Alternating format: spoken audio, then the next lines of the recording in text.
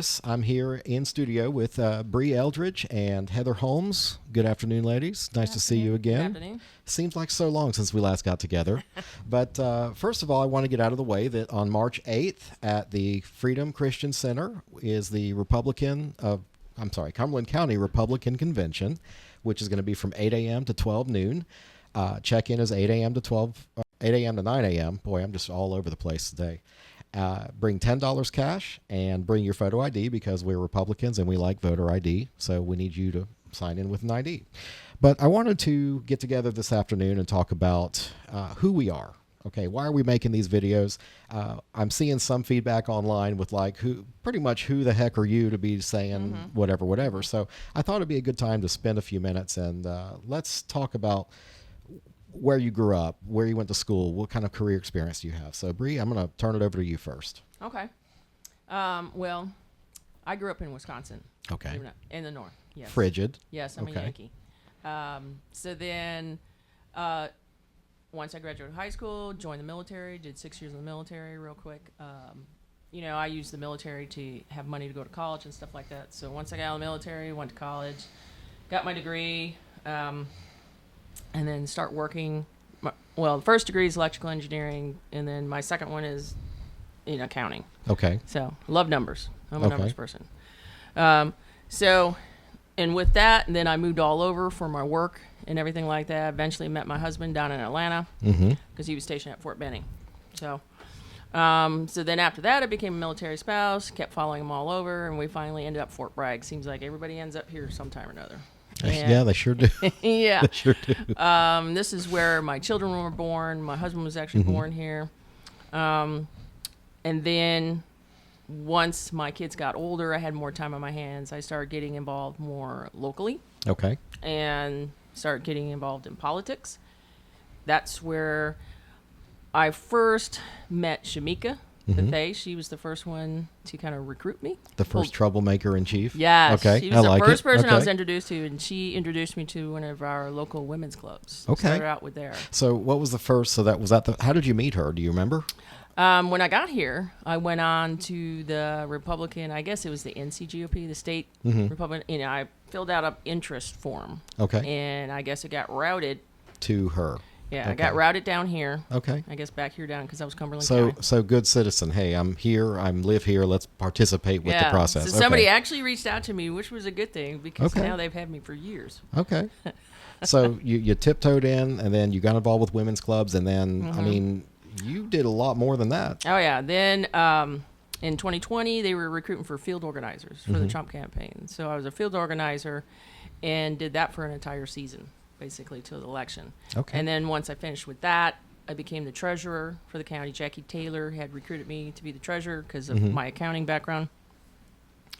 Came in, cleaned that all up because her past treasurer had died, so it was quite a mess. So fixed that, and then after I was treasurer, Jackie asked me to be chair. So I ran for chair for the county party, and I was chair for 2 years, and now we're just keeping involved with other stuff. Helped on Leonard's campaign. We helped on Simone's campaign. Volunteer at the Resource Center over here on Owen. Okay. Well, you co-founded the Resource Center with me and Laura Musler. So, and it's an understatement for you to say you helped. You essentially ran Leonard Bryant's campaign. Yeah. You helped Simone Pemberton. I mean, with Simone, it was more like we couldn't do much to help her because she just is a force and she had it all organized anyway. But we did offer a place she could come hang out and have her volunteers. I don't feel like we were. Simone was just a force. Well, we were extra bodies for Simone. Yes, we were. She's like, I need some help on this event, and she was hard charging. Yeah. Yeah, we were the pinch hitters for her for sure. So bottom line is, good citizen. Dip your toe in, you get involved, and all of a sudden from a field organizer to board treasurer, which is what we're having trouble with now. And you have a CPA background. Yeah. So you were pretty well suited for numbers and making sure the money was where it belongs. And then, you became chairperson. And that's where our paths crossed when I ran for city council. Right. That's where I first met you. Which I first just came out of the woodwork. And I remember Susan Chapman saying, like, who the hell are you? Like, like, where the hell did you come from? I know, like, I know. I don't know. I'm Republican and I filed. Did I need a blessing or something? So, Yeah. But anyway, but you were helpful and you ran a decent shop and we knew where the money was, which is most important and seems to be a point of contention now. So I want to toss it over to Heather. So I know you're a local because you're a 71st grad, but tell us some more about you and how you were here and ended up right in this room tonight. I was born in Greensboro, North Carolina. Both my parents are from North Carolina, but both my parents served. My mom was Air Force. My dad did a full career. And we moved around. We got stationed here in 88. And then I went to 4th grade all the way up through. I went to Morganton Road, Lloyd Almond, Chestnut, and then I graduated from 71st High School, went to Campbell University, got my degree in information technology. Now I'm currently pursuing my master's in project management at Western Carolina. And would you get like Dean's List every quarter too? Yeah. From what I understand. I have a 4.0 GPA Oh. right 4.0. now. I just wanted to You're say such a that. smarty. Yeah, I'm on the, I got invitation for all the honors stuff. She's a big nerd. I'm talking about, And then got married, had my son, got divorced, still here. Actually, I did move away for a couple years right after college. I went to Greensboro and managed 2 Ruby Tuesdays up there, and then I moved back home. Well, currently you're involved.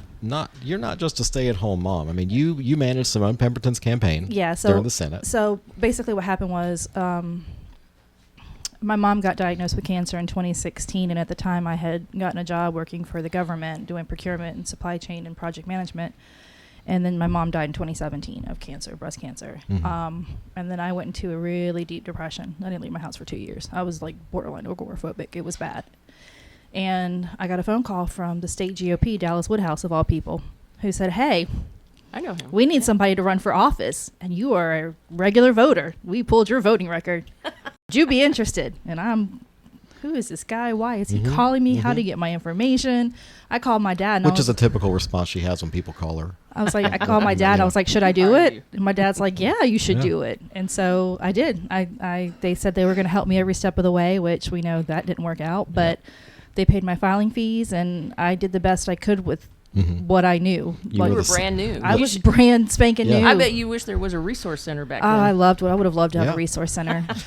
And I met you. I met Shamika. My first event was the Lieutenant Governor's Forum at Gates 4, and that's when I really just got thrown into it. You did. What?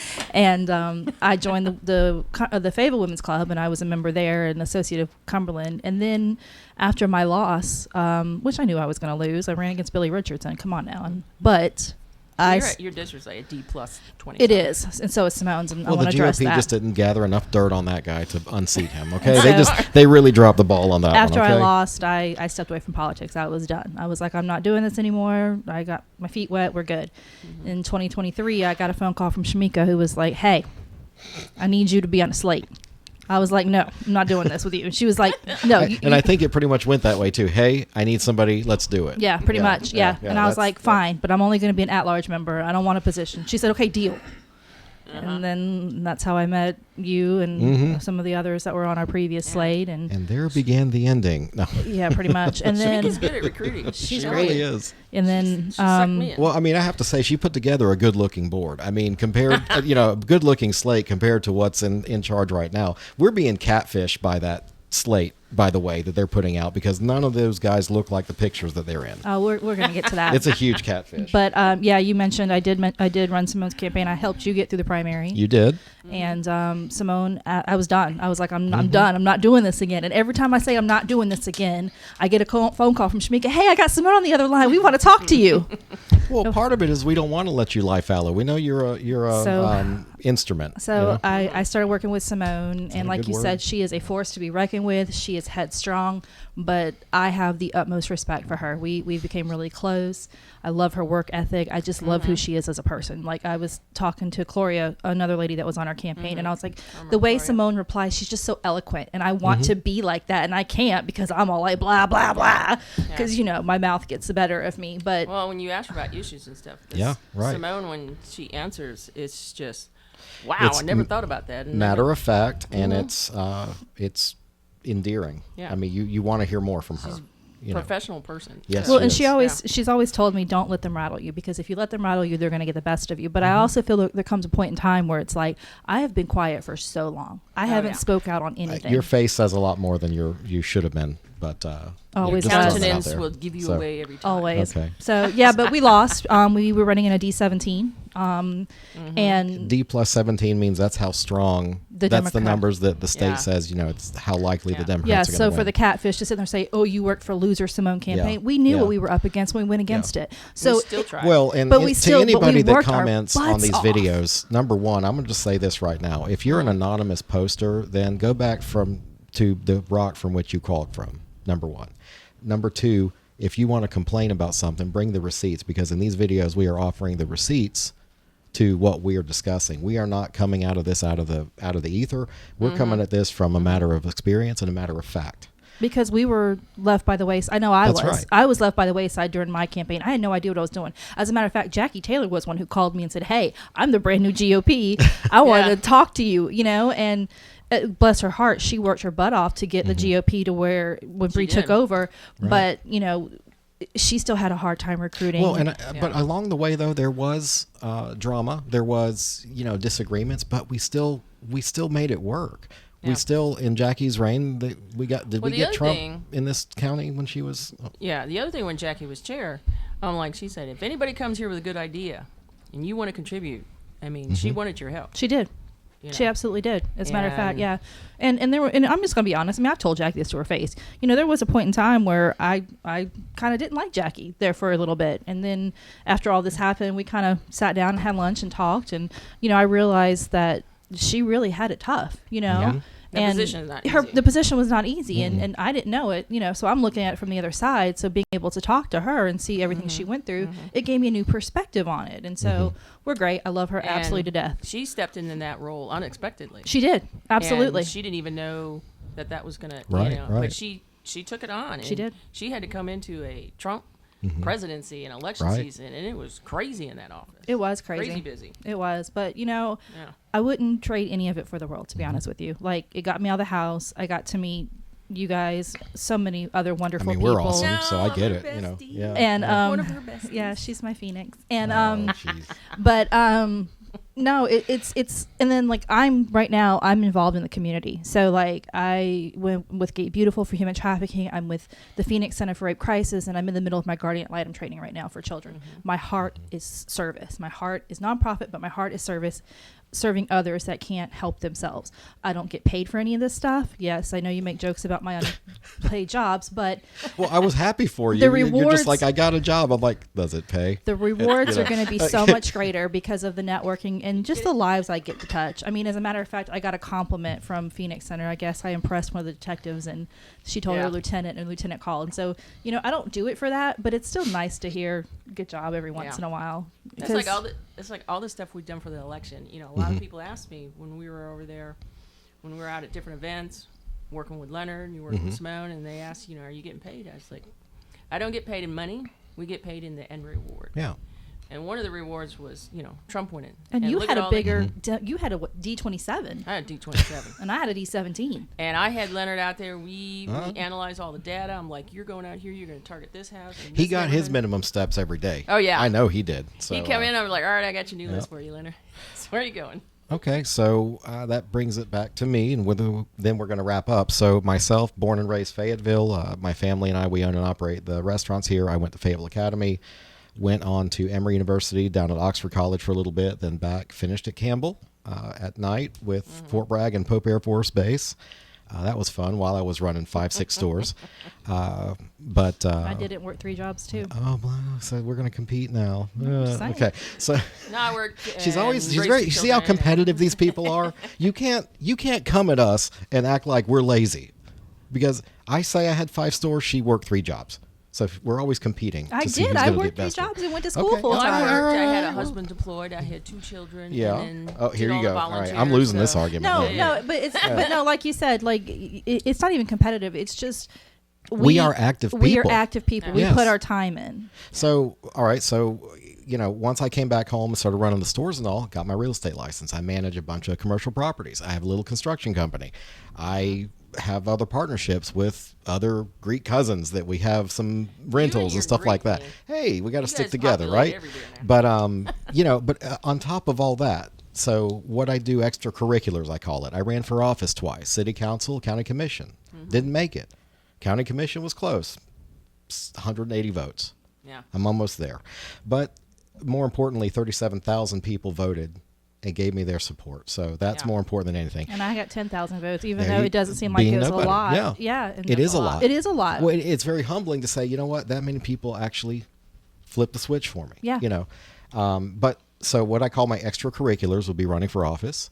But now I have the Carolina Cabinet radio show weekly where I get to see my friends. My mom was in the office a couple weeks ago. And she says, why are you doing all this? And I said, Mom, I love running my mouth, but more importantly, I see my friends weekly, and they have a kingdom mindset, which I did not know what it meant 2 years ago, what that meant, but we all get along really well. So I do the cabinet weekly.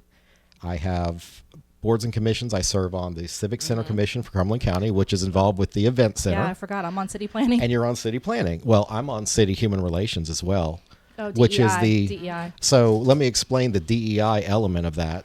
DEI was actually a word that was created in the 1960 Civil Rights Act. Yeah. However, in the last 10 years is when the phrase DEI has been weaponized to be like, nobody's going to argue in this room that we want diverse people and we want inclusive at the table. We want people of any race, creed, color. This is a military town. Whatever. You can't get away from it, even if cannot. you try to. Yeah, people but here from all the over thing the about world. it is on this commission, and some people have been attacking people on this slate that's running. And for the record, none of us three in this room are on a slate. So y'all can kick rocks. Yeah. It doesn't matter. I'm saying that I want to leave None the of us. GOP. We None don't of want us to be are in on a charge. slate. There are other people that can do it. But being on the Human Relations Commission, there's between 12 and 16 commissioners, and if there's only one or two conservatives like myself and Simone, and poor Simone, she had to waste a lot of human capital to keep me from getting kicked off.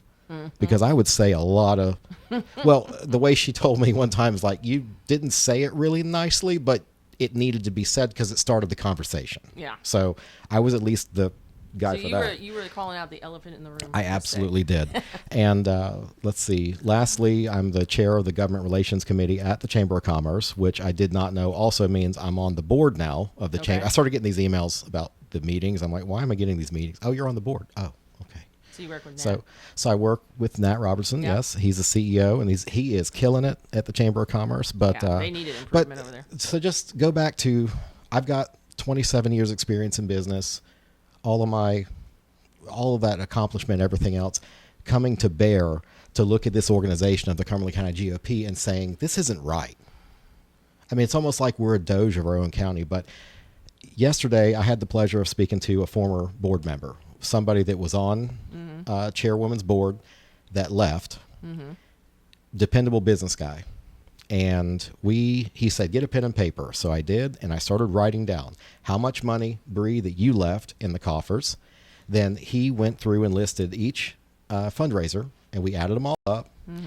We came up with a total of at least $50,000 that the GOP has raised or had in their hands. Okay, Oh, wow. And that includes the rent that was prepaid by some elected officials to have an office. Right. They helped supplement that. They did. payment. Yeah. So if the rumor is that we only have about $200 left, Where is all that I want to know money? where $50,000 is gone. And then So- you want to call us out and saying we don't know what we're talking No, about. you know what? What was the comment? $25,000 for you? I forget. I have to look and see. And talking about they're going to. I don't want to give them credence. No, but the thing is don't talk unless you're going to prove it. And I already said, Put your money where your mouth is. put their name on the comment. Yeah, Number show one, your identity. and number two, show me what you're talking about. Exactly. Because we have provided receipts in our videos. I mean, Bree's a freaking CPA of all people. Yes. You know what I mean? Like, she's fiscally responsible, unlike who's using it as her own personal Right. checkbook.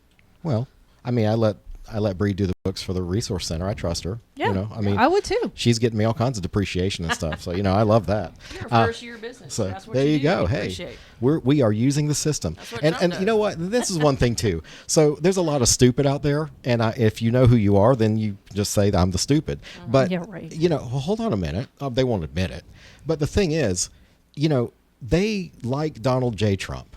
And we love Donald J. Trump because we know he's a gangster. We know he says what the hell is on his mind. But when Peter Pappas does it, and I'm thinking to myself, what would Trump do? So I respond in a Trumpy kind of way, but they don't like it when it's leveled at them personally. Oh, I know. You people have the balls to clutch your pearls? Well, look When I say something Trumpy? Really? Come on, guys. Well, look at, Rush Limbaugh had his podcast for years, and he'd call out anybody. He did. Or He poor did. Alex Jones. I mean, this conspiracy theorist of all conspiracy, and then everything he said came true. Right. Yeah. Well, all right. Well, with that, I want to end on another good note, positive, that we have the Cumberland County Republican Convention on March 8th at the Freedom Christian Center on 301. Begins 8 a.m. It ends at noon. Registration's 8 a.m. to 9 a.m. though, right? Yes. And you got to bring $10 cash. You got to have a photo ID because that's the kind of people we are. And with that, we will see you a little bit later.